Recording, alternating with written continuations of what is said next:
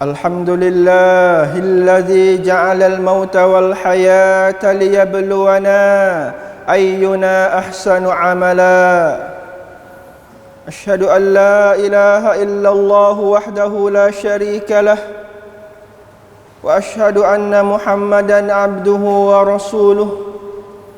اللهم صل وسلم وبارك وأنعم على نبينا وحبيبنا المصطفى محمد صلى الله عليه وسلم وعلى آله وصحبه ومن تبعهم بإحسان إلى يوم الدين. أما بعد، فيا عباد الله اتقوا الله حق تقاته ولا تموتن إلا وأنتم مسلمون. Hadiri Jumat yang mulia, sama-sama oleh kita bertakwa kepada Allah dengan kita tunaikan perintahnya dan kita jauhi akan larangannya. Alhamdulillah, kita masih lagi ada nyawa pada hari Jumat yang mulia ini di bulan Rajab, yang setengah daripada salafus salih dia kata Rajab bulan kita cocok tanah, dan Sya'ban bulan kita jiruh berbaja, dan Ramadan bulan yang kita akan terima habuai dan hasil dia. Alhamdulillah, semoga Allah Ta'ala lanjutkan umur kita, ahli keluarga kita, kaum kerabat dan saudara muslimin muslimat dia sambut Ramadan pada tahun ini pula. Amin ya rabbal alamin. Kita muslimin kehilangan seorang imam, Imam Zakaria rahimahullah. Sebagai tu imam yang lama dia jadi tu imam di masjid patah kita Manarul Huda ini. Semoga Allah Ta'ala rahmati dia dalam kubur dan jadi kuburnya sebagai kebun syurga. Amin ya rabbal alamin.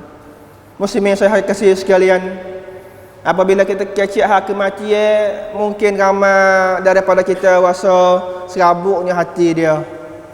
Kerana kita faham kata kematian memisahkan kita daripada benda yang kita duk milik dan kita duk rasa seronok di atas dunia ni. Dia memisahkan kita daripada umur yang kita telah binanya setengah orang, masya-Allah, 3-4 juta umur dia. Daripada yang muda sampai tua duk asore umur peceng baru habisnya hutang umur. Tiba-tiba tak ada berapa tahun lepas peceng meninggal dunia dah dia. Masya-Allah. Kita faham kata kita akan berpisah dengan anak bini kita yang kita duk dengan dia selama kening. Setengah orang nikah yang umur 25, sampai 60, 45, 40 tahun duk dengan anak bini dia. Tiba-tiba Tuhan panggil kelik dia jumpa Allah Ta'ala, dia rasa sayuknya dan pilunya hati dia duduk dalam kubur seorang diri. Mati juga menjadikan kita kena berpisah dengan pangkat-pangkat dan harta kekayaan yang kita pernah ada di atas dunia ini. Kita dapat sanjungan daripada orang tu, orang ning, daripada masyarakat. Kita adanya duit pitih, kenderaan yang baru, ada kebun, ada rumah sewa. Semua itu apabila mati, apabila telah pun disabitkan mati seseorang, maka semua tadi telah jadi pesaka kepada anak bini kita semuanya.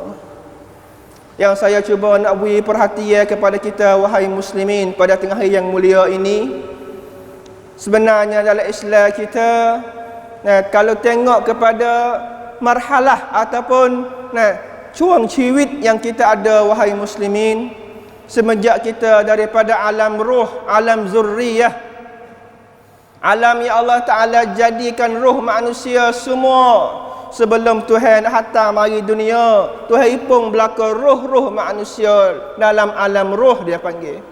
Allah Ta'ala berfirman dalam Al-Quranul Karim berkaitan dengan alam ruh ini. A'udzubillahi minasyaitonirrajim. Wa idh akhadha rabbuka min bani adama min zuhurihim dhurriyyatahum وأشهدهم على أنفسهم ألست بربكم qalu bala syahidna. Itu antara satu ayat yang cerita kepada kita bahawa sebelum kita mari dunia, Tuhan telah himpunkan hamba-hamba dia dalam rupa roh. Dan Tuhan telah tanya mereka semua, adakah awakmu semua ni akan ngaku bahawa aku sebagai Tuhan kamu? Jawabnya roh semua hari itu jawab dengan sebulat suara, kata bala syahidna, bahkan ya Allah, kami bersaksi bahawa Engkaulah Tuhan kami yang sebenarnya. Ni janji yang kita telah beri kepada Allah Ta'ala, wahai muslimin, sebelum kita dihantar kepada dunia ini. Orang yang bukan Islam pun sama juga. Dia telah pernah buat janji. Dan Allah Ta'ala kata kalau mari dunia, dia nak percaya dan ibadat kepada Allah Ta'ala. Sebab itulah Allah Ta'ala kata akhirat esok Tuhan nak tuang kamsanya ni. Tuhan nak mari ingat semula, kata hai hamba-hambaku yang aku hantar kepada dunia hari itu, kamu ada daripada kamu yang silap janji yang aku telah nak berikan kepada kamu belum pada nak hantar mari dunia. Tuhan akan tanya sosok, wa aufu bil ahd innal ahda kana mas'ula, dan sempurna olehmu wahai hambaku dengan janji-janji, sama ada janji kita dengan Tuhan dan juga janji kita sesama manusia. Sesungguhnya semua janji itu akan disoalkan oleh Allah Subhanahu wa taala di hari akhirat nanti. Ni janji yang Tuhan akan tanya wahai muslimin, kata adakah kamu telah tunaikan dan sempurnakan janji tadi? Lepas pada tu marinya marhalah ataupun cuang ciwit yang kedua, iaitu masa kita dalam perut ibu. Masa yang kita duduk dalam perut ibu, setelah mana air mani ayah kita, sperm daripada asuci ayah kita, dia telah masuk dalam rangkai kai, pasti sontik dengan kai hak ibu kita, jadinya kita seorang bayi. Muslimin yang saya kasihi sekalian, kita dalam kajian bomo, dalam satu titik air mandi itu, bukan hanya sperm seekor yang ada tu, tapi ada berjuta-juta ekor sperm yang usaha nak masuk di rangkai hak isteri dan ibu kita. Tapi kita adalah satu daripada sperm yang Tuhan takdirkan wahai muslimin. Daripada juta-juta sperm saat ni, Tuhan pilih kita yang namanya Muhammad, yang nama Abdullah, yang nama Sulaiman, yang nama Yusuf, menjadikan kita jadi seorang budak dalam perut ibu kita wahai muslimin. Kita telah dapatnya satu apa ni, pilihan dari Allah Ta'ala dah ditakdirkan benih tu jatuh kepada kita. Lepas tu apabila kita berada dalam perut ibu 9 bulan berkurangnya, maka sapalah masa yang Tuhan hantar mari kepada dunia ini. Sekarang kita duduk alam yang ketiga wahai muslimin. Kita duduk di alam yang ketiga dan sedang menuju kepada alam yang keempat, iaitu alam kubur. Alam yang mungkin ayah mak kita telah meninggal dan telah pergi dulu pada kita. Alam yang mungkin sains-sains kita yang duk kerja sekali dengan kita telah pun dulu sapa kepada alam itu tadi. Tapi yang pentingnya yang kita kena tanya wahai muslimin, soalan yang kita kena tanya bila nak mati bukan benda penting.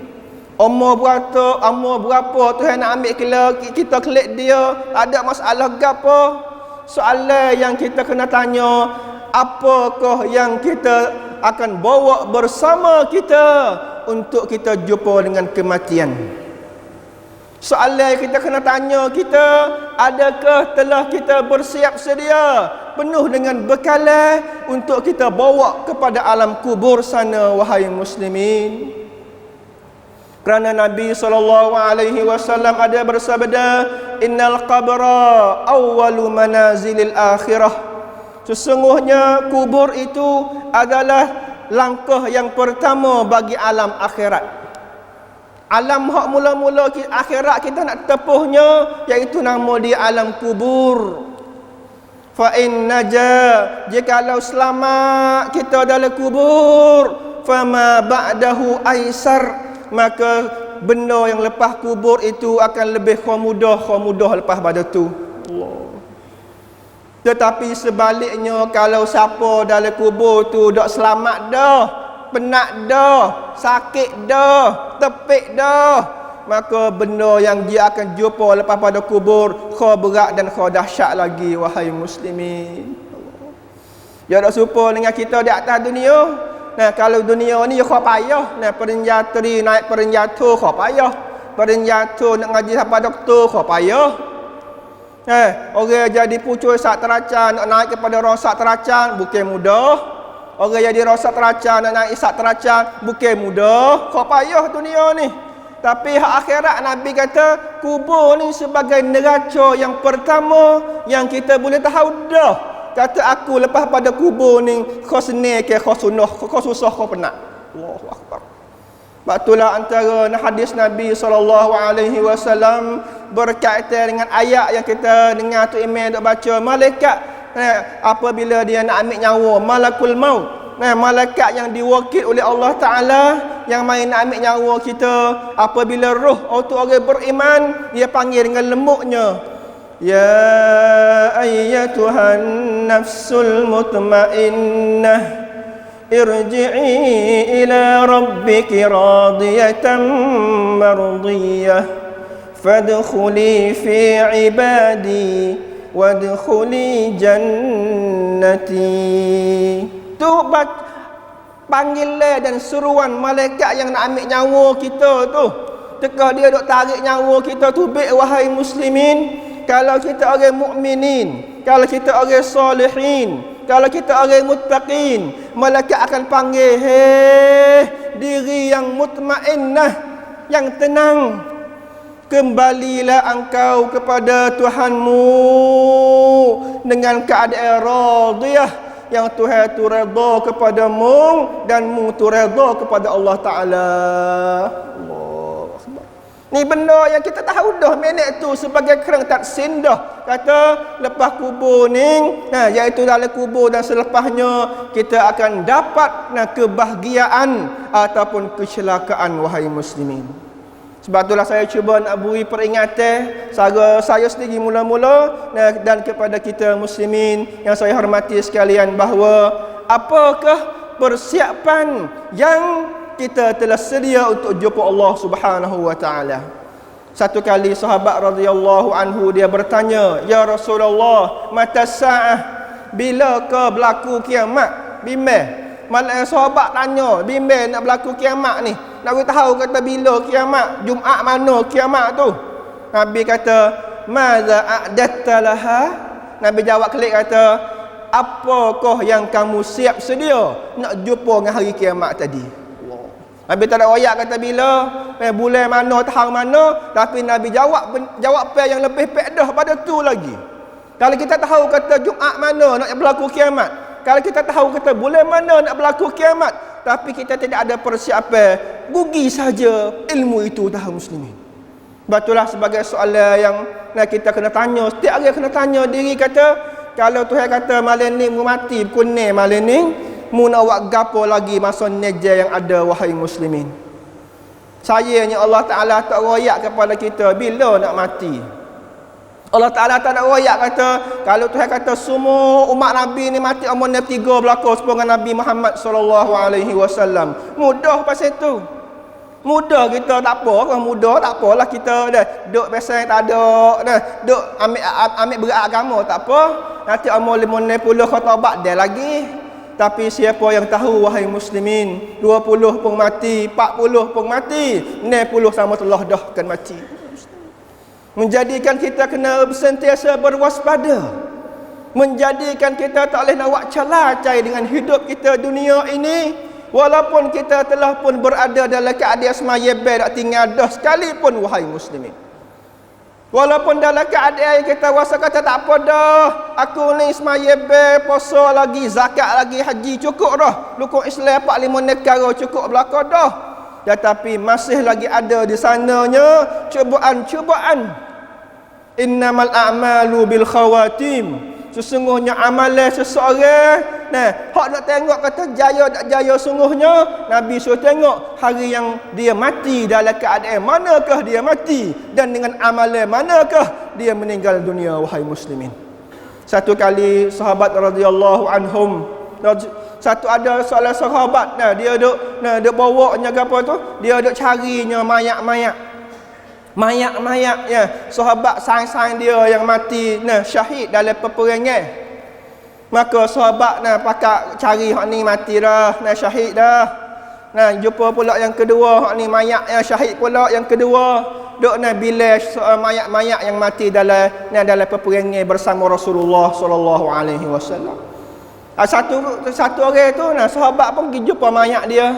Maka dia kata syahid dah hari ni, masya-Allah. Syahid dah saudara kita ni. Nabi dengarnya perkataan tadi, maka Nabi kata, khulu.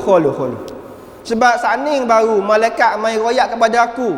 Malaikat Jibril mai royak kepada aku, kata dia ni mati dalam keadaan berdosa. Masya-Allah. Jawabnya sahabat, "Apa ya Rasulullah? Nak dosa apa lagi dia tu mati syahid?" Maka Nabi jawab kata, malaikat royak dia kata, orang lelaki ini dia perang dengan musuh-musuh Islam, sehingga dia ditikik oleh musuh. Maka dia jatuh daripada kuda. Maka dia rasa sakitnya dengan luka yang ditikik oleh musuh Islam tadi. Maka dia tak sabar lagi nak tahan, dia ambil pedang dia sendiri, mari tikik perut dia sendiri. Allahu Akbar. Jadi makna kata mati bukan sebab kafir bunuh dia, tapi mati dengan sebab dia bunuh diri sendiri, wahai muslimin. Innamal a'malu bil khawatim. Tidak ada siapa yang boleh jamin kata kita akan mati dalam keadaan mana, wahai muslimin. Tapi yang kita berharapnya hanya rahmat Allah Ta'ala sahajalah. Yang kita berharap semoga kita semasa mati mudah kita nak mengucapnya la ilaha illallah. Adanya salah seorang ulama yang terkenal, dia nak ada anak murid amalnya. Satu hari dia nak mati di atas katil dia, anak murid dia mari ngajar mengucap kepada dia, "Wahai Tok Guru, katalah la ilaha illallah." Ikut tunjuk ajar Nabi SAW kepada sahabat dan umat dia, "Laqinu mautakum la ilaha illallah." Muhajarlah saudaramu nak mati tu kalimah la ilaha illallah. Dapat ti kata Tok Guru yang hebat saat ni tak boleh nak kecek, tak boleh nak sebut kalimah la ilaha illallah. Anak murid dia, pelajar-pelajar yang duk mengaji dengan dia pakai heran, kerana ni ustaz kita, bapa kita tak boleh nak mengucap ini.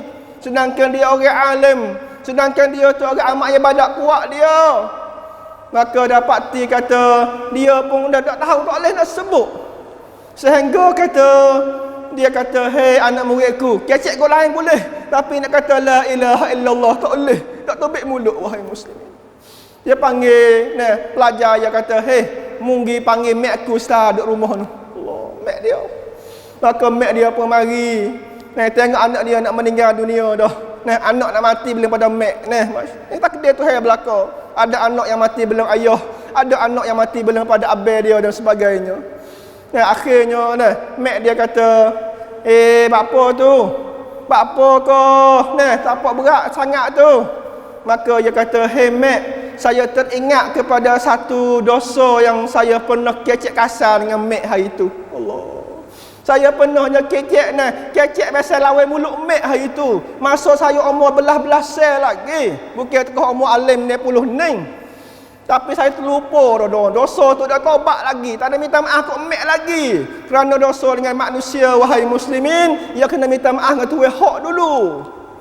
Maka dia kata, "Hei mak, tolonglah maaf kepada saya dosa yang saya buat dengan mak hari itu. 40 tahun dulu dah. Semoga saya dapatnya mengucap dengan mudah." Mak dia pun kata, "Hei anakku, mak maaf belaka dosamu buat dengan mak hari itu." Lepas pada mak dia kata maaf itulah, barulah Tok Guru yang hebat saat ni dia kata la ilaha illallah dengan mudah, dan dia pun mati dalam keadaan itu. Alhamdulillah.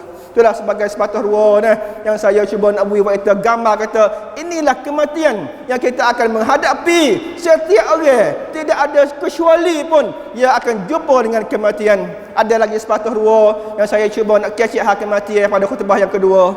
Barakallahu li wa lakum fil Qur'anil azim wa nafa'ani wa iyyakum bima fihi minal ayati wal dzikril hakim wa taqabbala minni wa minkum tilawatah innahu huwas samiul alim.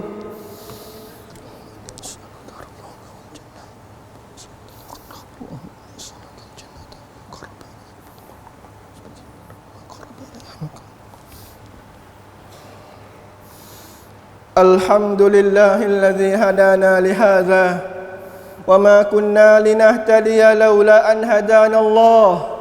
أشهد أن لا إله إلا الله وحده لا شريك له وأشهد أن محمدا عبده ورسوله اللهم صل وسلم وبارك وأنعم على نبينا وحبيبنا المصطفى محمد صلى الله عليه وسلم وعلى آله وصحبه وسلم تسليما كثيرا أما بعد فيا عباد الله اتقوا الله حق تقاته ولا تموتن إلا وأنتم مسلمون.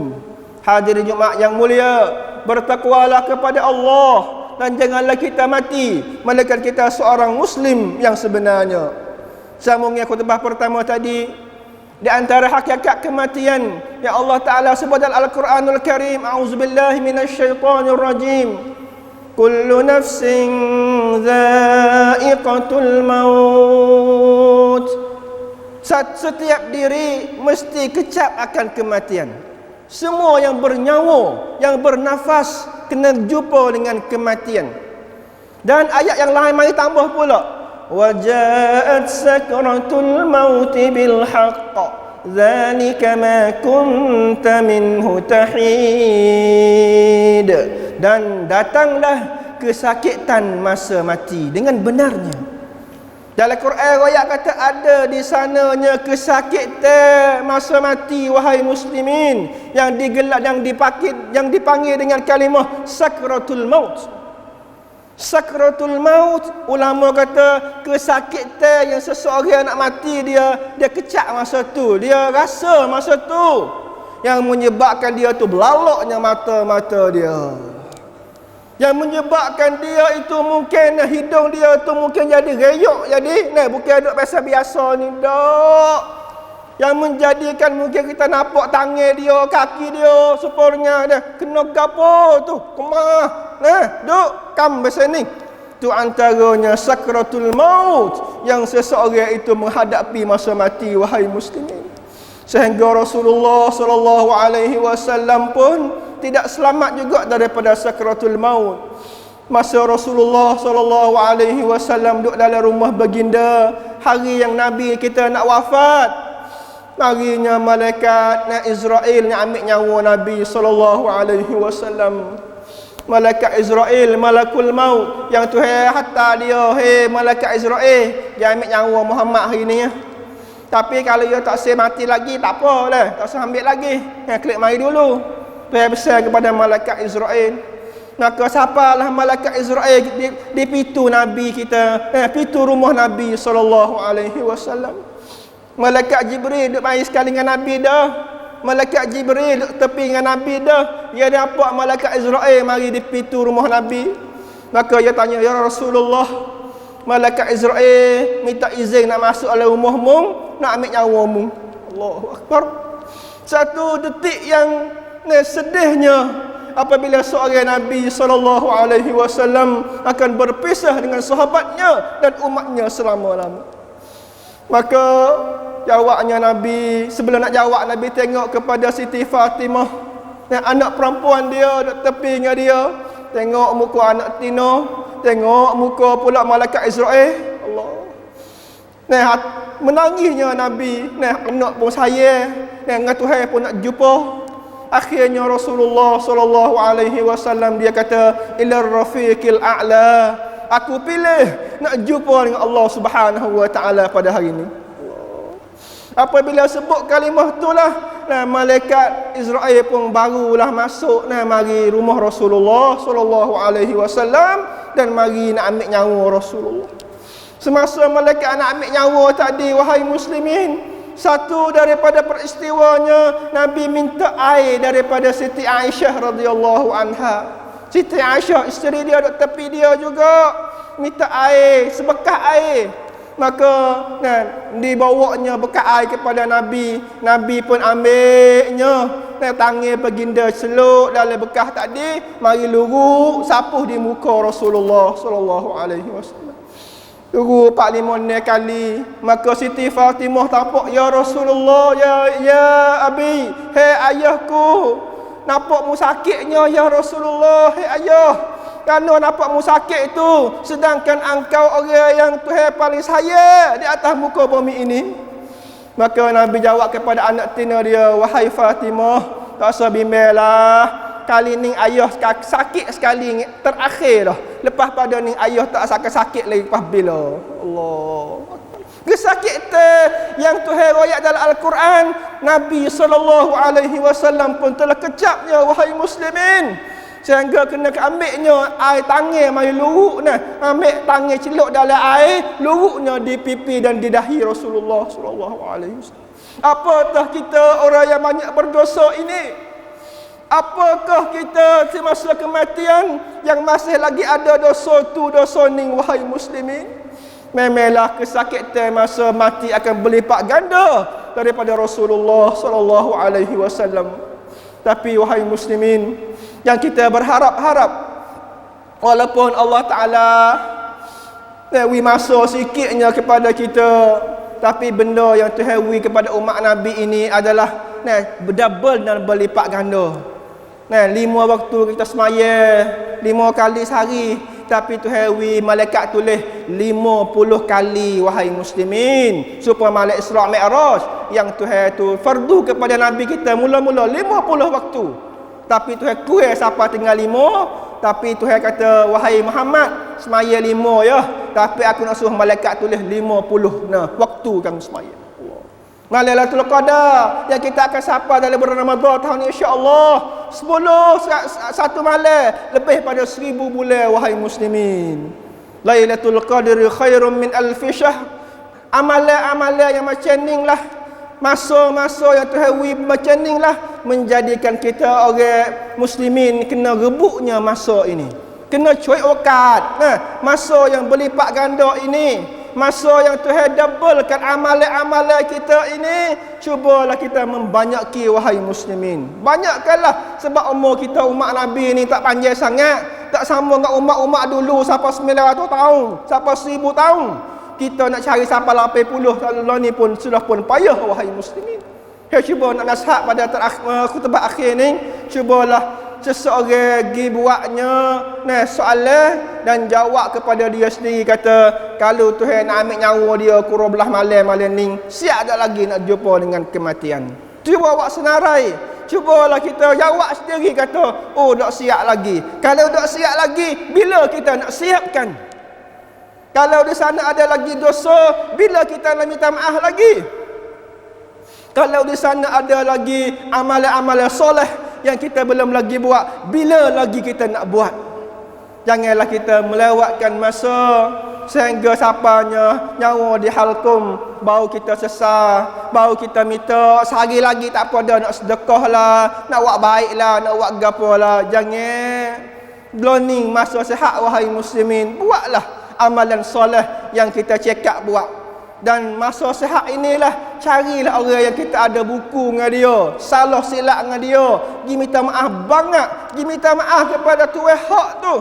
Sebelum kita duk tertel atas katil, tanya khabar itu, tanya khabar ini, aku ada salah dengan dia, tak minta maaf lagi dengan dia. Jangan tunggu sampai hari tu, wahai muslimin. Kalau kita boleh bawa kereta pergi ni, kalau kita boleh start motor pergi ni, pergi carilah orang-orang yang kita pernah ada salah silap dengan mereka. Mudah-mudahan mudahnya apabila mati kita dapat mengucap dengan kalimah la ilaha illallah dengan mudah, yang seperti mana yang ulama tadi yang saya sebut tadi. Akhir ni sama-samalah kita berselawat kepada Nabi sallallahu alaihi wasallam. Mudah-mudahan selawat Nabi ini juga menjadikan kita dapat rahmat Allah Taala dan dapat bersama Nabi dalam syurga Firdaus. Innallaha wa malaikatahu yusalluna 'alan nabi ya ayyuhalladzina amanu sallu 'alaihi wa sallimu taslima. Allahumma salli 'ala Muhammad wa 'ala ali Muhammad kama sallaita 'ala Ibrahim wa 'ala ali Ibrahim wa barik 'ala Muhammad wa 'ala ali Muhammad kama barakta 'ala Ibrahim wa 'ala ali Ibrahim fil 'alamin innaka Hamidum Majid. Allahumma 'izzal Islam wal muslimin وأذل الشرك والمشركين ودمر أعداءك أعداء الدين. اللهم اغفر للمسلمين والمسلمات والمؤمنين والمؤمنات الأحياء منهم والأموات. اللهم اغفر لموتانا وموتى المسلمين. اللهم اجعل قبورهم روضة من رياض الجنة ولا تجعلها حفرة من حفر النيران. اللهم آت نفوسنا تقواها وزكها أنت خير من زكاها أنت وليها ومولاها. اللهم اجعل آخر كلامنا في الدنيا لا إله إلا الله. ربنا تقبل منا دعاءنا إنك أنت السميع العليم وتب علينا إنك أنت التواب الرحيم. ربنا اغفر لنا ولوالدينا وارحمهما كما ربيانا صغارا. ربنا آتنا في الدنيا حسنة وفي الآخرة حسنة وقنا عذاب النار. عباد الله إن الله يأمر بالعدل والإحسان وإيتاء ذي القربى وينهى عن الفحشاء والمنكر والبغي يعظكم لعلكم تذكرون. فاذكروا الله العظيم يذكركم واشكروه على نعمه يزدكم واسألوه من فضله يؤتكم ولذكر الله أكبر والله يعلم ما تصنعون. أقم الصلاة.